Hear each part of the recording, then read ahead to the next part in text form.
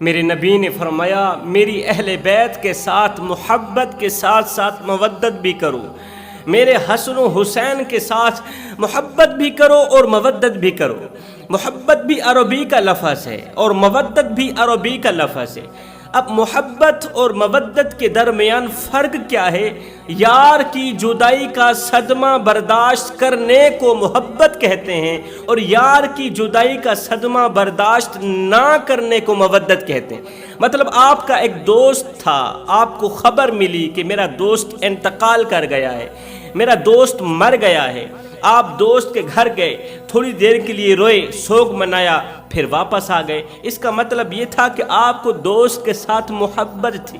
اب جیسے ہی آپ کو پتہ چلا کہ میرا دوست فوت ہو گیا، میرا دوست اس دنیا فانی سے رخصت ہو گیا، میرے دوست کا انتقال ہو گیا، یہ خبر سنتے ہی آپ برداشت نہ کر پاتے، آپ کا جگرا پھٹ جاتا، آپ بھی وہیں فوت ہو جاتے، مر جاتے۔ اس کا مطلب یہ ہے کہ آپ کو دوست کے ساتھ مودت تھی، جس طرح مچھلی کو پانی کے ساتھ مودت ہوتی ہے۔ میرے رسول کریم نے فرمایا میری اہل بیت کے ساتھ، میرے حسن و حسین کے ساتھ مودت کرو، جس طرح مچھلی کو پانی کے ساتھ مودت ہے کہ جس طرح مچھلی کو پانی سے نکال دیا جائے تو مچھلی میں جان نہیں رہتی، اسی طرح اگر حسن و حسین کی محبت دل سے نکال دی جائے تو سینے میں ایمان نہیں رہتا، انسان ایمان سے خالی ہو جاتا ہے۔ اگر حسن و حسین کی محبت دل میں نہیں ہے تو نماز بھی قبول نہیں ہے، اگر حسین کی محبت دل میں نہیں ہے تو زکوٰۃ بھی قبول نہیں ہے، پھر حج بھی قبول نہیں ہے۔ اس لیے کہ میرے رسول کریم نے فرمایا حسین منی وانا من الحسین، فرمایا حسین مجھ سے ہے اور میں حسین سے ہوں، حسین میں محمد سے ہے اور محمد حسین سے ہے۔ جس نے مجھ سے محبت کی اس نے حسین سے محبت کی، جس نے حسین سے پیار کیا اس نے مجھ سے پیار کیا، جس نے حسین سے وفا کی اس نے مجھ سے وفا کی۔ اور سن لو میری اہل بیت کی محبت، میرے حسن و حسین سے کی گئی محبت قیامت کے دن تمہاری بخشش کا ذریعہ بنے گی۔ کیوں؟ اس لیے کہ حسن و حسین جنتی نوجوانوں کے سردار ہیں۔ سبحان اللہ۔ رسول کریم صلی اللہ علیہ وسلم آپ کا معمول تھا کہ آپ جب فجر کی نماز پڑھاتے تو نماز سے فارغ ہونے کے بعد، سلام پھیرنے کے بعد آپ مسجد نبوی میں ٹھہرے رہتے تھے۔ میرے رسول کریم مسجد نبوی میں بیٹھے رہتے تھے، آپ کا چہرہ مبارک، مکھڑا مبارک 14ویں رات کے چاند سے بڑھ کر چمکتا تھا۔ 14ویں رات کا چاند تو میرے کریم نبی کے حسن کے سامنے کچھ تھا ہی نہیں، میرے نبی کے مکھڑے کے سامنے، میرے نبی کے چہرہ مبارک کے سامنے کچھ تھا ہی نہیں۔ میرے نبی کا چہرہ مبارک 14ویں رات کے چاند سے بڑھ کر چمکتا تھا۔ اب میرے کریم نبی جیسے ہی نماز سے فارغ ہوتے تو رسول کریم اپنا چہرہ مبارک صحابہ کرام کی طرف کر لیتے۔ اب صحابہ میں سے جو مصیبت زدہ شخص میرے نبی کے مکھڑے کو دیکھتا تو اس کی مصیبت جاتی رہتی، جو پریشان حال شخص میرے نبی کا چہرہ مبارک دیکھتا اس کی پریشانی جاتی رہتی۔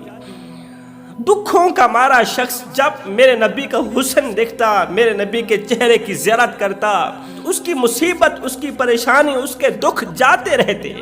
بیمار حال شخص اگر میرے نبی کا چہرہ مبارک دیکھتا تو نبی کے چہرے کی زیارت کے صدقے اللہ تعالیٰ بیمار کی بیماری ٹال دیتا تھا، بیمار کو صحت یاب کر دیتا تھا۔ اسی طرح کا میرے نبی کا معمول تھا۔ لیکن ایک دن رسول کریم صلی اللہ علیہ وسلم نے فجر کی نماز پڑھائی، نماز سے فارغ ہونے کے فوراً بعد، مطلب سلام پھیرنے کے فوراً بعد میرے کریم نبی نے سیدنا علی المرتضیٰ شیر خدا کو اپنے ہمراہ لیا، مسجد سے باہر نکلے۔ اب صحابہ کرام پریشان رہ گئے، آج کے دن ہم رسول کریم صلی اللہ علیہ وسلم کا دیدار نہ کر سکے، کیا ظہر تک ہم بغیر دیدار کے رہیں گے؟ ظہر تک ہم پریشان رہیں گے؟ ظہر تک ہمارا چہرہ اداس سا رہے گا؟ ہے اللہ، آج ہم ظہر تک بھوکے رہیں گے، پیاسے رہیں گے؟ کیونکہ اگر کوئی بھوکا بھی میرے کریم نبی کی زیارت کرتا تو اس کی بھوک جاتی رہتی، کوئی پیاسا بھی میرے کریم نبی کو دیکھتا تو اس کی پیاس جاتی رہتی، اس کی پیاس زائل ہو جاتی۔ سب شمع رسالت کے پروانے میرے کریم نبی کو دیکھ رہے تھے، مگر اچانک مسجد سے باہر نکلنے کا سبب کسی کو معلوم نہیں تھا، کسی کو پتہ نہیں تھا۔ میرے کریم نبی نے سیدنا علی المرتضیٰ شیر خدا کو جلدی سے ہمراہ لیا، فاطمہ الزہرا کے گھر پہنچے۔ سبحان اللہ، سیدہ فاطمہ الزہرا کے گھر پہنچے۔ فاطمہ کے کمرے کے صحن کے دروازے پر سیدنا علی المرتضیٰ شیر خدا کو بٹھایا۔ میرے نبی یہ کہتے ہوئے سیدہ فاطمہ الزہرا کے گھر کے اندر داخل ہوئے کہ اے علی، کسی کو اندر نہیں آنے دینا۔ سیدنا علی المرتضیٰ شیر خدا کو میرے نبی نے دروازے پر بٹھایا، یہ کہتے ہوئے آگے چلے گئے، اے علی، کسی کو اندر داخل نہیں ہونے دینا، کسی کو اندر نہیں آنے دینا، اور تو خود دروازے پر بیٹھنا۔ سیدنا علی المرتضیٰ شیر خدا نے وجہ پوچھی، یا رسول اللہ وجہ کیا ہے؟ اے علی، تو نہیں جانتا آج میرے حسین کی ولادت باسعادت ہو رہی ہے۔ سبحان اللہ، میرے حسین کی ولادت باسعادت ہونے لگی ہے۔ ابھی تھوڑی دیر بعد میرا حسین دنیا کی دہلیز پر قدم رکھے گا۔ دین کا علم بلند کرنے والا حسین، دین کا پرچم لہرانے والا حسین، دین کا نام روشن کرنے والا حسین تھوڑی دیر کے بعد دنیا کی دہلیز پر قدم رکھنے والا ہے، تجھے پتہ نہیں ہے۔ اور تجھے دروازے پر بٹھانے کا مطلب یہ ہے، مقصد یہ ہے کہ آسمان سے 15 لاکھ فرشتے نیچے اتر رہے ہیں، آسمان سے 15 لاکھ فرشتے زمین پر اتر رہے ہیں۔ یا رسول اللہ کیوں؟ فرمائے اس لیے، ایک تو وہ مبارکباد دینے آ رہے ہیں، دوسرے میرے حسین کا چہرہ دیکھنے آ رہے ہیں۔ سبحان اللہ، میرے حسین کی زیارت کرنے کو آ رہے ہیں، میرے حسین کے ہاتھ چومنے کو آ رہے ہیں۔ یہ کہتے ہوئے رسول کریم گھر کے اندر داخل ہوئے۔ حضرت علی رضی اللہ تعالیٰ عنہ دروازے پر بیٹھ گئے۔ ادھر سے حضرت سیدنا ابوبکر صدیق سے رہا نہ گیا۔ حضرت ابوبکر صدیق بے تاب ہو گئے کہ میں نے تو ہر حال میں رسول کریم کی زیارت کرنی ہی کرنی ہے، اگر نہیں کروں گا تو ظہر تک تو میں پریشان رہوں گا، مجھے سکون نہیں ملے گا، میرا دل بے قرار رہے گا، میرا دل بے چین رہے گا۔ میں نے تو ہر حال میں زیارت کرنی ہی کرنی ہے، اور وجہ بھی پوچھنی ہے کہ آخر کون سی وجہ بنی کہ رسول کریم کو حضرت علی کے ہمراہ اچانک مسجد سے نکلنا پڑا۔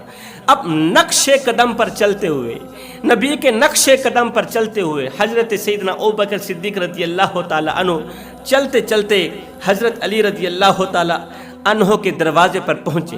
علی کو دروازے پر بیٹھتے ہوئے دیکھا تو استفسار کیا، دریافت کیا کہ رحمت عالم کہاں جلوہ کرے، میں رحمت عالم کی زیارت کرنا چاہتا ہوں، اور اچانک مسجد سے نکلنے کا مطلب کیا تھا، مقصد کیا تھا، میں حقیقت سے آگاہ ہونا چاہتا ہوں۔ تو سیدنا علی المرتضیٰ شیر خدا نے فرمایا، اچانک مسجد سے باہر نکلنے کا اور یہاں تک آنے کا مقصد یہ تھا کہ حسین کی ولادت باسعادت ہو رہی، اگر آپ اندر جانا چاہیں تو جا سکتے ہیں، مگر رسول کریم نے مجھے روکا ہے کہ کسی کو اندر نہیں آنے دینا۔ یہ سنتے ہی حضرت ابوبکر صدیق خوشی سے جھوم اٹھے۔ سبحان اللہ، خوشی سے جھوم اٹھے، دروازے پر بیٹھ گئے انتظار کرنے۔ تھوڑی دیر گزری ہی تھی کہ حضرت عمر فاروق بھی آئے، دروازے پر بیٹھ گئے، حضرت عثمان غنی آئے، دروازے پر بیٹھ گئے۔ ایک ایک کر کے تمام صحابہ کرام آتے گئے، دروازے پر بیٹھتے گئے، رسول کریم کا انتظار ہو رہا ہے۔ اب تھوڑی دیر بعد میرے کریم نبی کمرے سے باہر نکلے اور صحن سے گزرتے ہوئے جب دروازے پر پہنچے تو باہر دیکھا صحابہ کرام کا ہجوم ہے۔ تو میرے کریم نبی نے سب کو مبارکباد دی، مبارک ہو علی کے بیٹے فاطمہ الزہرا کے لال کی ولادت باسعادت ہوئی ہے۔ میری فاطمہ کو اللہ نے پیارا سا لال دیا ہے، جو میرے دین کا پرچم بلند کرے گا، جو میرے دین کا نام روشن کرے گا۔ حضرت سیدنا علی المرتضیٰ شیر خدا کو میرے کریم نبی مبارکباد دیتے ہوئے فرمایا، اے علی، آج تجھے تعجب کی بات نہ بتاؤں، ایک حیران کن بات نہ بتاؤں؟ جی یا رسول اللہ، ضرور ارشاد فرمائیے۔ میرے کریم نبی نے فرمایا، یہ جو 15 لاکھ فرشتے آسمان سے اترے تھے نا، ان فرشتوں میں سے ایک فرشتہ ایسا تھا جس کے دونوں ہاتھ کٹے ہوئے تھے، ایک فرشتہ ایسا تھا جس کے دونوں ہاتھ کٹے ہوئے تھے۔ جب میں نے دونوں ہاتھوں کے نہ ہونے کی وجہ پوچھی اس فرشتے سے، حقیقت سے آگاہ ہونا چاہا، تو اس فرشتے نے کہا، یا رسول اللہ، میں بالکل ٹھیک ٹھاک تھا، میں آسمان پر بیٹھا تھا، عبادت میں مشغول تھا، اچانک میری نظر زمین پر گئی، اچانک میری نظر زمین پر گئی تو میں نے ایک شخص کو دیکھا، اس کے دونوں ہاتھ کٹے ہوئے تھے، دونوں ہاتھ کٹے ہوئے تھے، وہ بہت ہی درد میں مبتلا تھا، تکلیف میں مبتلا تھا، تو میں نے خود کو کہا کہ ایسے جینے سے تو بہتر ہے کہ تو مر ہی جائے، ایسے جینے سے بہتر ہے کہ تو اگلے جہان چلا جا، باقی نہیں سکون تو ملے گا، چین و قرار کی زندگی تو گزارے گا۔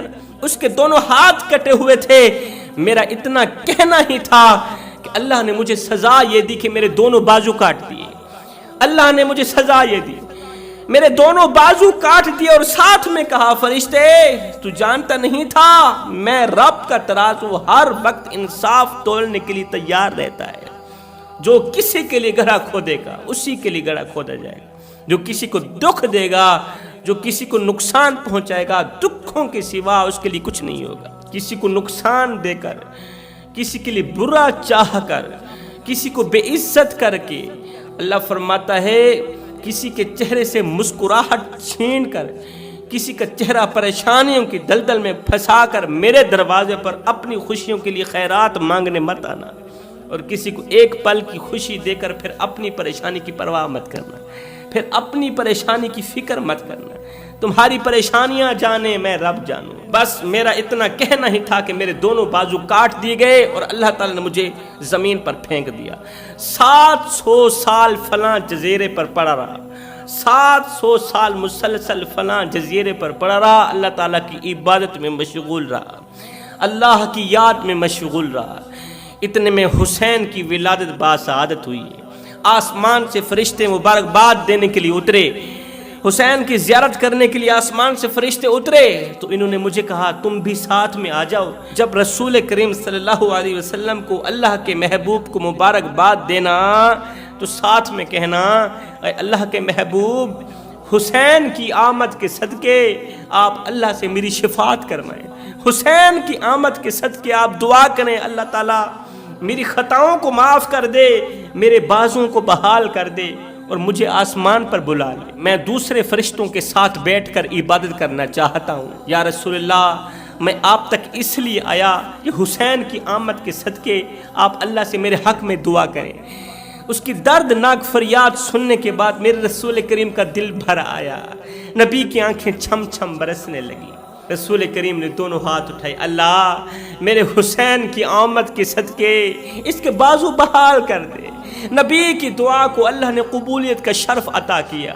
میرے کریم نبی نے اپنے نواسے کا ننھا سا ہاتھ پکڑا، فرشتے کے ایک بازو پر پھیرا، پھر دوسرے بازو پر پھیرا، حسین کا ننھا سا ہاتھ پکڑا میرے کریم نبی نے، فرشتے کے ایک بازو پر پھیرا وہ بھی ٹھیک ہو گیا، دوسرے بازو پر پھیرا وہ بھی ٹھیک ہو گیا۔ اب جب فرشتے نے اپنے دونوں بازوں کو ٹھیک دیکھا، دونوں ہاتھوں کو بحال دیکھا، تو ایک دم فرشتہ رونے لگا، اونچی اونچی آواز میں رونے لگا۔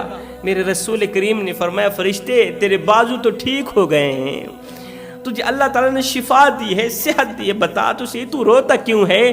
اس فرشتے نے کہا یا رسول اللہ میں اپنے لیے نہیں رو رہا، میں آپ کی اس ننھی سی جان کے لیے رو رہا ہوں، میں تو حسین کے لیے رو رہا ہوں۔ میرے کریم نبی نے فرمایا کیوں رو رہا ہے؟ یا رسول اللہ جس ننھے سے حسین کے ہاتھوں کے صدقے اللہ نے مجھے شفا دی، میرے بازوں کو بحال کیا، ایک وقت آنے والا ہے کہ لوگ حسین کا سر تن سے جدا کر دیں گے، اسی ننھے حسین کا سر تن سے جدا کر دیں گے۔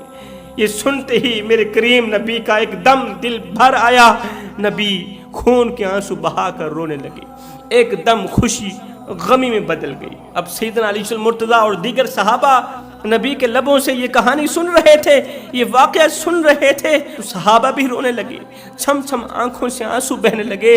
علی نے کہا یا رسول اللہ جلدی بتائیے آگے فرشتے نے کیا کہا؟ میرے کریم نبی نے فرمایا اے علی، جب میں نے فرشتے سے پوچھا فرشتے بتا تو صحیح میرے حسین کا سر تن سے جدا کرنے والے کون لوگ ہوں گے؟ میرے حسین کو مارنے والے، میرے حسین کو شہید کرنے والے وہ کون سے لوگ ہوں گے؟ تو فرشتے نے کہا یا رسول اللہ وہ کوئی اور لوگ نہیں ہوں گے، وہ آپ کی امت کے لوگ ہوں گے، وہ آپ کی امت کے بدبخت لوگ ہوں گے، وہ آپ کی امت کے منافق لوگ ہوں گے جو آپ کے نواسے کا سر تن سے جدا کر دیں گے۔ اس کے بعد فرشتے واپسی کو چاہتے گئے، میرے حسین کا گلا بھی چومتے گئے، حسین کے بال بھی چومتے، حسین کا سر بھی چومتے گئے، حسین کا گلا بھی چومتے گئے، جو بھی فرشتہ واپس کو جاتا میرے حسین کا گلا بھی چومتا، حسین کا سر بھی چومتا۔ تو رسول کریم نے حسین کا گلا چومنے کی وجہ پوچھی لی کہ تم تمام فرشتوں نے میرے حسین کا گلا کیوں چوما؟ تو جبریل امین نے عرض کی یا رسول اللہ اس لیے کہ وہ وقت آنے والا ہے کہ آپ کی امت کے کچھ درندے آپ کے نواسے کی اسی گلے کو چھرے سے کاٹ دیں گے، آپ کے نواسے کا یہی گلا چھرے سے کاٹا جائے گا، ان رگوں سے اس قدر خون نکلے گا کہ اس خون سے آپ کے نواسے کے سر سے اگنے والے جو بال ہوں گے، جو زلفیں ہوں گی نا، وہ خون سے لت پت ہو جائیں گے۔ اس کے بعد میرے رسول کریم نے تمام صحابہ کو مخاطب کرتے ہوئے فرمایا صحابہ جس نے میرے حسین سے بے وفائی کی وہ سمجھے کہ اس نے دین سے بے وفائی کی، اس نے دین سے غداری کی، اور جس نے میرے حسین سے محبت کی وہ سمجھے اس نے مصطفیٰ سے محبت کی، جس نے مصطفیٰ سے محبت کی وہ سمجھے کہ اس نے خدا سے محبت کی ہے۔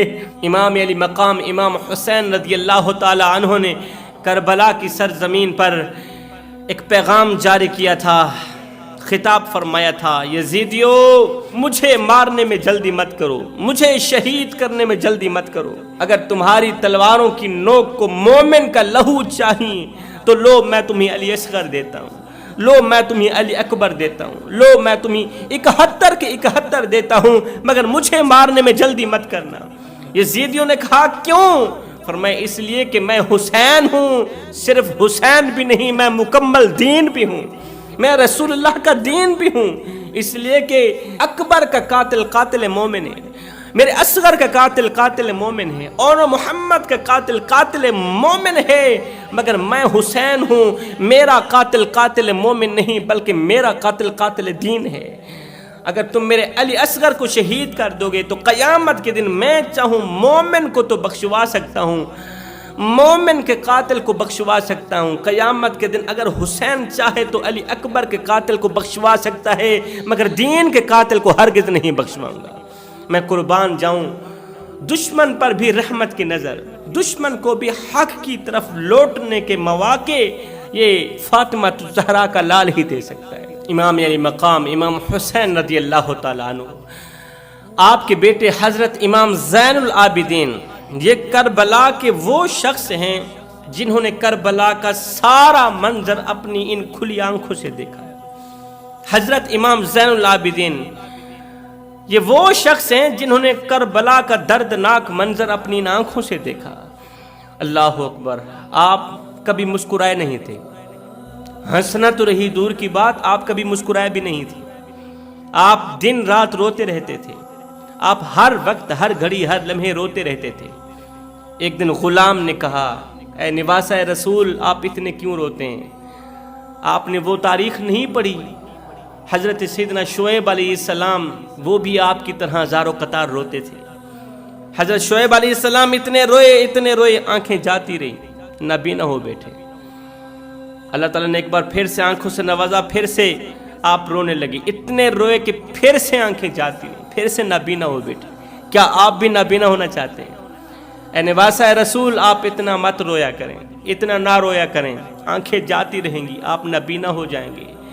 تو آگے سیدنا زین العابدین نے جو جواب دیا، حسین کے شہزادے نے جو جواب دیا، سونے کی تختی پہ لکھنے والا جواب ہے، پتھر دلوں کو موم کر دینے والا جواب ہے۔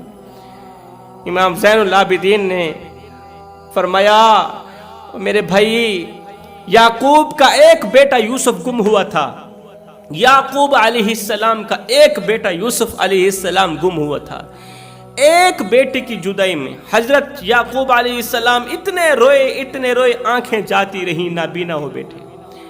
یعقوب اللہ کے نبی تھے، ایک بیٹے کی جدائی برداشت نہ کر سکے۔ میں زین العابدین نے تو اپنے سارے خاندان کو لٹتے ہوئے دیکھا ہے، سارے خاندان کے سر تن سے جدا ہوتے ہوئے دیکھے، سارے خاندان کو ذبح ہوتے ہوئے دیکھا ہے۔ بتا تو صحیح زین العابدین کیسے برداشت کر سکتا ہے؟ میں یہ کیسے برداشت کر سکتا ہوں؟ میرا دل روتا ہے، میرے جسم کا ایک ایک بال روتا ہے، میرا انگ انگ روتا ہے، مسکرانے کو میرا جی نہیں چاہتا، میرا دل نہیں کرتا۔ امام زین العابدین نے ساری زندگی ٹھنڈا پانی نہیں پیا تھا، ساری زندگی ٹھنڈا پانی نہیں پیا تھا.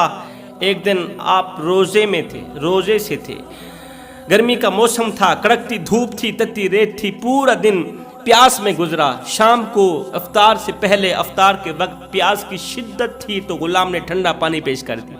افطار کے وقت ٹھنڈا پانی پیش کر دیا. آپ نے جیسے ہی ٹھنڈے پانی کو لبوں پر لگایا تو نیچے پھینک دیا. کہا غلام تجھے کہا نہیں ہے مجھے ٹھنڈا پانی نہ دیا کر. ہے جب میں ٹھنڈا پانی پیتا ہوں مجھے علی اصغر کا تڑپنا یاد آ جاتا ہے, مجھے زینب کی پیاس یاد آتی ہے.